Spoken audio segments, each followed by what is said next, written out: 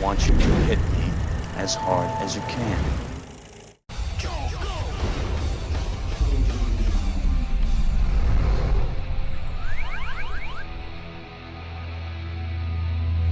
It'd be a huge understatement to say that the coronavirus pandemic has greatly disrupted all of our lives since our last Awfully Good Movies episode, with millions of people staying inside their homes to slow the spread of the virus, and movie theaters across the globe forced to close up shop for the next few months, as many of this year's most anticipated blockbusters have delayed their release dates. But we still need to find some laughter and levity amidst these scary and confusing times, and DreamWorks Animation is looking to provide it by digitally releasing the sequel to their 2016 hit Trolls, with Anna Kendrick and Justin Timberlake once again providing their speaking and singing voices in Trolls World Tour. And much like its predecessor, this second film based off the Trolls toy line is sure to provide some musical delight out there to all the housebound families who really need it right now, and should at least be a better sequel to a movie about trolls than Troll 2. And you can't piss on hospitality. I won't allow it!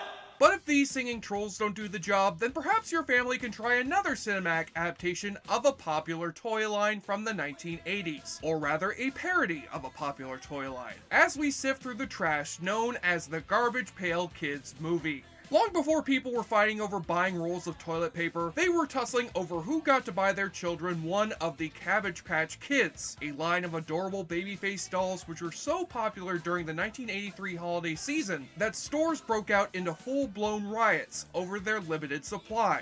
And it's these dolls that would inspire Pulitzer Prize winning cartoonist Art Spiegelman to create a line of trading cards for the Topps company known as the Garbage Pail Kids, which parodied those adorable Cabbage Patch Kids into grotesque caricatures that each had their own unique abnormalities. And even as schools tried to stop kids from playing with these cards during class, the runaway success of the Garbage Pail Kids would lead to the production of a motion picture adaptation that happened to serve as the very first film based on a trading card series. But before Hollywood would get a chance to greenlight Pogs the motion picture, the release of the Garbage Pail Kids movie was met with an overwhelmingly poor reception of rancid reviews and barf-inducing box office, with the studio's plans for a sequel never coming to be. So seeing as I never grew up in the era of Cabbage Patch or Garbage Pail Kids, I'll watch this movie from an unbiased point of view and decide whether it should be saved from the garbage bin of history. In fact, I'll have you folks know that the only trading cards I collected back in my day were the Blair Witch Project trading cards. Yes, everyone else my age may have been into that Pokemon shit, but joke's on them. My Blair Witch cards are currently worth an astounding $22.99 on eBay. That is some good money right there. And yes, I am going insane from being stuck in my house for 4 weeks and counting. How could you tell?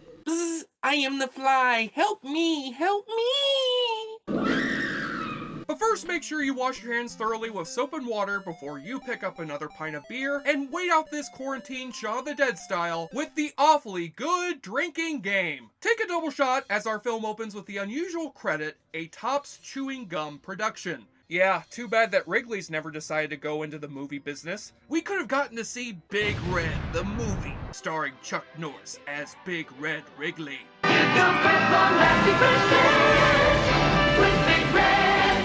So as the credits roll, we see a garbage can shooting through space which contains our titular Garbage Pail Kids, with the Garbage Pail spaceship somehow landing inside of an antique shop. But before we can get a good look at these mischievous alien children, the owner of the store comes up to see what's going on, and the kids hide back inside the garbage can, with the owner placing a diver's helmet on top of the pail to prevent the kids from getting out again.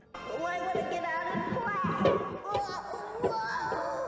And the kids were permanently stuck inside the garbage pail and starved to death. The end. Roll credits! Actually, our film next cuts to the young hero of our story named Dodger, played by Mackenzie Aston, aka brother of Samwise Gamgee and son of Gomez Adams. Dodger finds himself cornered in a public park by a vicious gang of teenage hoodlums, as led by a feather-haired tough guy named Juice. No, please. Little baby gonna cry? Which is short for his full name, Juice and Patrick.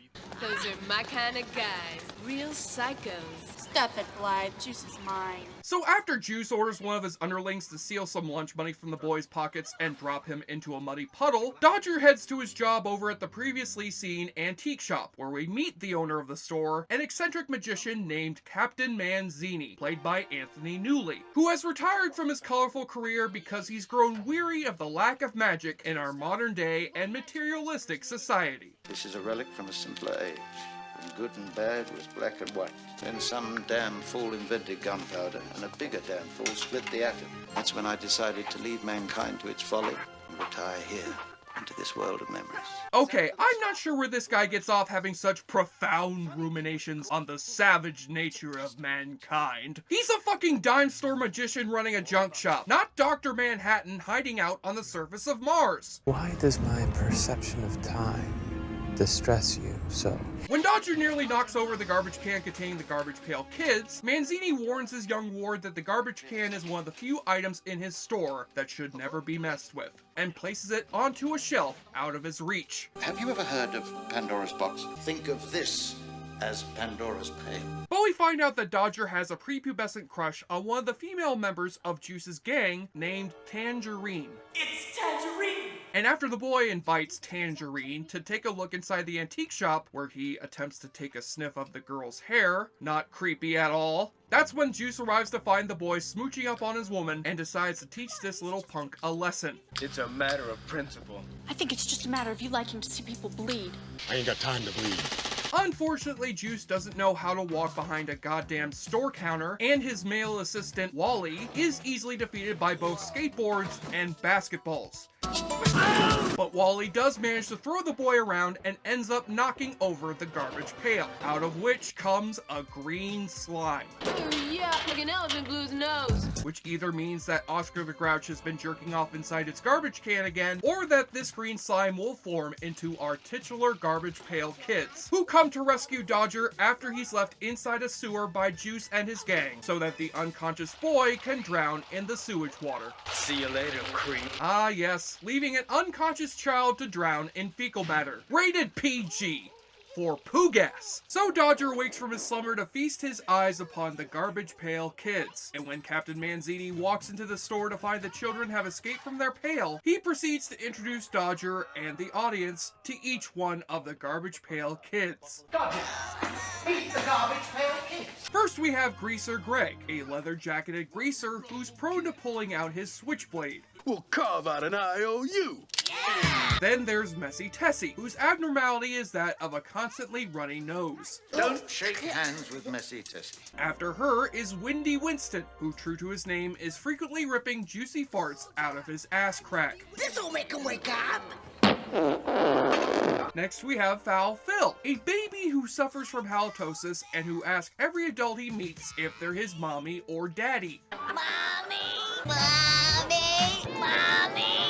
After him is Nat Nerd, a pimple-faced geek who dresses up like a superhero and frequently pisses his pants. Check it out. Old Faithful. Next we meet Valerie Vomit, a curly-haired little girl who has the power to vomit on command. And finally, we have Alligator, an anthropomorphic alligator who's got an insatiable appetite for human toes. Toasted hot dogs taste like toes. And to refrain from eating people's toes. And now that we've got those introductions out of the way, I shall now proceed to let out my suppressed scream of horror as muffled by a pillow. Yes, folks, I've seen plenty of horrific-looking creature effects over the course of this show. Wicket the Ewok, Mr. Toilet Man, Minya the son of Godzilla, and Martin Lawrence. But the Garbage Pail Kids are in a category all on their own, even as Captain Manzini assures them their unusual features are a gift rather than a curse. Ugliness is cruelty, meanness of spirit, greed. To be blessed with unusual features is an adventure. Yes, what an adventure it must be to frequently excrete piss and farts out of your orifices, or to have a fetish for human toes that would make even Quentin Tarantino feel uneasy. Truly an adventure. But the look of these horrifying creatures actually makes sense when you hear that they were concocted by legendary B-movie makeup artist John Carl Buechler, who as the film's original director intended to make a full-on horror movie with the Garbage Pail Kids, until the studio decided on a family-friendly direction instead. And since the effects team didn't finish the animatronics on these facial puppet heads in time for production, the Garbage Pail Kids can only flap their mouths up and down in the hopes of it syncing up to this unfunny dialogue. What a crock. Yeah, tell me about it. The world is full of great things, and then they give you chicks to mess it up. Hey, we're the Pepsi generation. And it certainly doesn't help that the voice actors for these kids, among them being legendary voice actor Jim Cummings as the voice of both Greaser Greg and Nat Nerd, speak in the most annoying voices imaginable. You ate my burger. Oh, yeah? Prove it. I can't. You ate the evidence. Yeah, tough toothpaste. My tummy hurts. What did you eat? Everything. That'll do it, all right.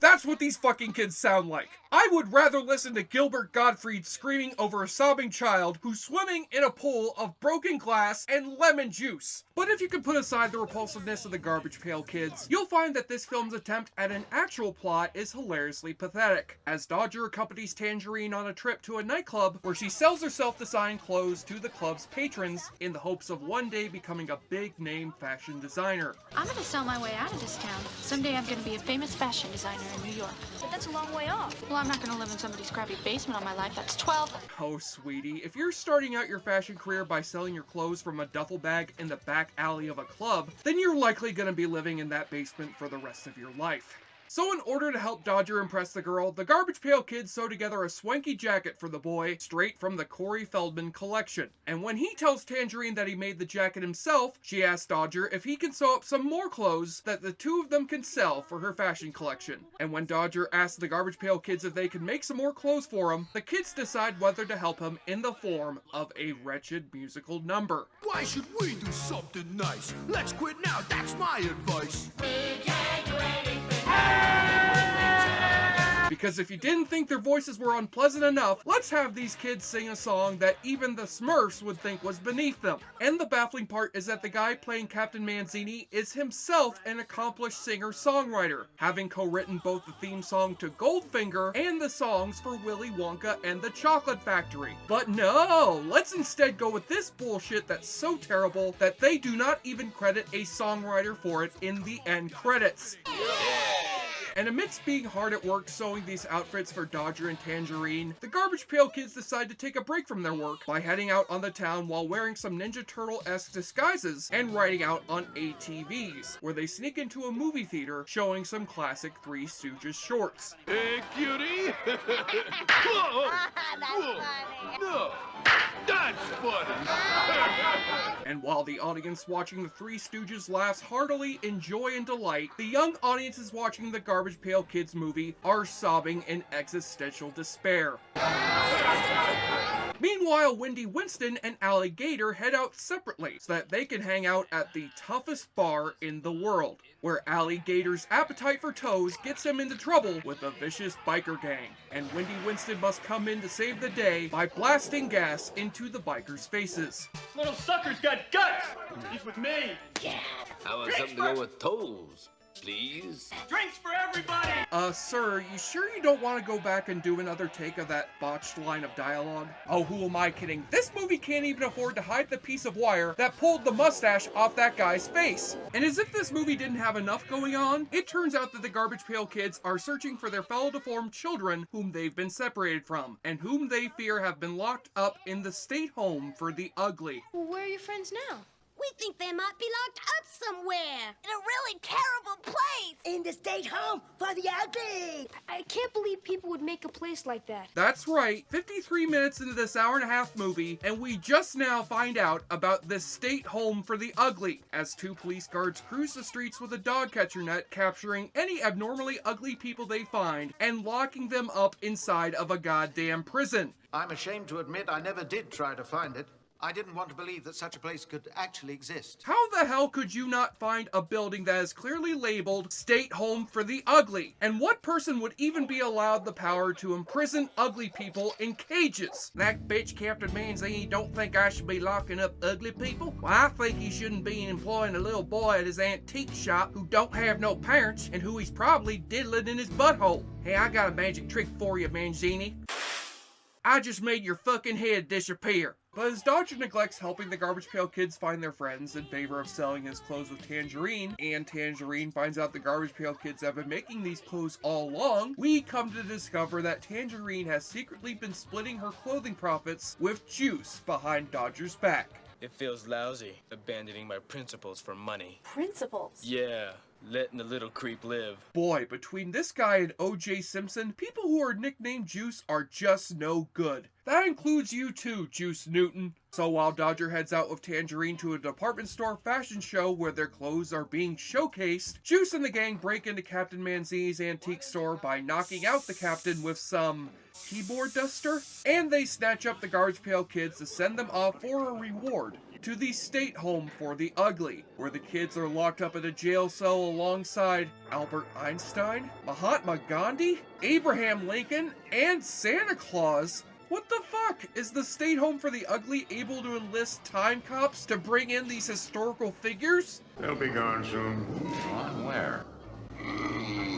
Oh, sure, makes sense. This state home is allowed to kill ugly people as they see fit by throwing them in a trash compactor. Look, why are Abraham Lincoln and Santa Claus in a jail cell together? I am still stuck on that part. Meanwhile, as their big fashion show is about to start, Dodger is horrified to discover that Tangerine has sold out the location of the Garbage Pail Kids to her fellow gang members. Where are they? Where are they? Stay home for the ugly. And Dodger is disposed of by Juice's goons into a garbage disposal, only for Dodger to immediately escape 5 seconds later. Curses! Foiled again! If only they had placed a diver's helmet on top of that garbage lid. And after Dodger reunites with Captain Manzini so they can rescue the prisoners from the state home, Manzini uses his magic to fend off the guards and free the prisoners, while Dodger seeks the help of the biker bar to help the Garbage Pail Kids and their fellow uglies escape by tearing the bars off the windows with their motorcycles, even though they could have just headed out the easily openable door instead. So as Gandhi and Lincoln are free to once again party on with Bill and Ted, and yes, Gandhi will be in Bill and Ted 3, so that joke will make sense very soon. You're probably wondering what became of those missing Garbage Pail Kids. Remember the garbage truck? We were too late. That's right, kids. All the rest of the Garbage Pail Kids are fucking dead! Murdered! Turned to a bloody goop inside of a trash compactor! They're all dead, children! Fucking dead! But who cares about our dead brothers and sisters? We gotta focus on getting revenge on that mean old Juice and Tangerine by dropping in on her big fashion show, in a finale which is somewhat reminiscent of the ending to Bong Joon-ho's Parasite, with a bunch of snooty upper classes having their party disrupted by the ugly lower classes that they look down upon. Hey, those little creeps are sure ugly. Oh yeah, I'll show you ugly. Except instead of rich people getting stabbed through the heart with knives, they are instead farted on by a deformed little person. So in other words, nothing at all like Parasite. But hey, we do finally get to see Valerie Vomit actually throwing up vomit for the first time in this movie. And Dodger finally finds the bravery to fight back against Juice, thanks to the help of their clearly middle-aged stuntmen. Dodger! Come on. We're going home. Come on. And thus mark the final Juice-related fight involving a member of the Aston family, until Mackenzie's brother Sean would wheeze the juice alongside Stoney and the Encino Man.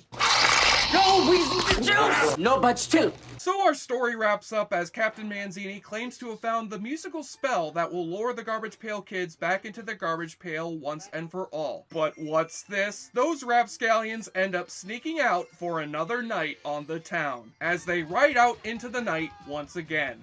Well, perhaps it would have been safer to lock them away from the world, but as you've taught me, Doctor, You can't change the world by locking yourself away from it. Yes, Garbage Pail Kids, it was thanks to you that Captain Manzini once again found his faith in humanity. Maybe it was the vomit, maybe it was the flatulence, maybe it was the urine. But either way, you Garbage Pail Kids truly represent the best of us. Well, except for those imprisoned Garbage Pail Kids who got thrown in the trash and are now fucking dead! Dead, children! Like you'll all eventually be dead! Much like the trading card series it was based on, the Garbage Pail Kids movie has remained a nostalgic cult favorite for those who grew up with it, and I can totally understand why. As bad as it may truly be, it is an amusing snapshot of the era in which it was made, what with its tacky day-glow fashions, its synthesizer soundtrack, and its decidedly non-intimidating villains. This movie always manages to find new ways to amuse you and confuse you, and of course gross you out. So if you need a welcome quarantine distraction, this is one awfully good movie that will get the job done.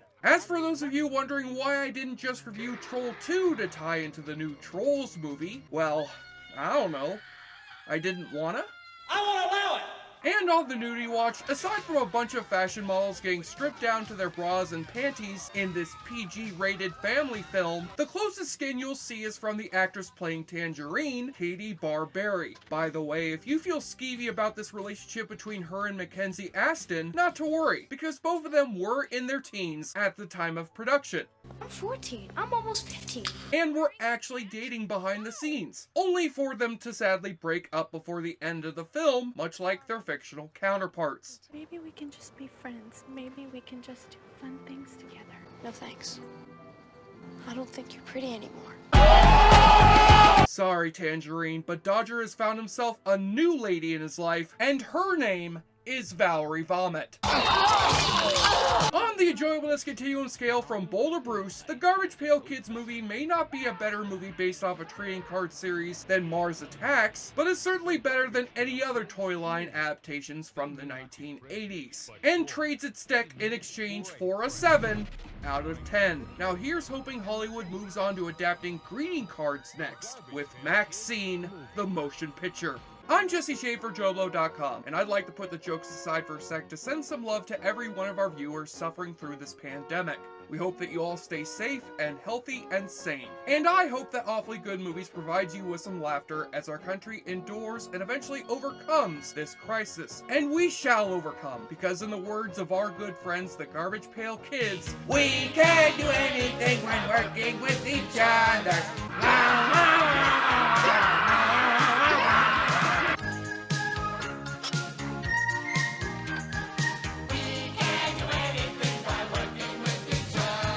Help a friend out of a mess. Put your friendship to the test.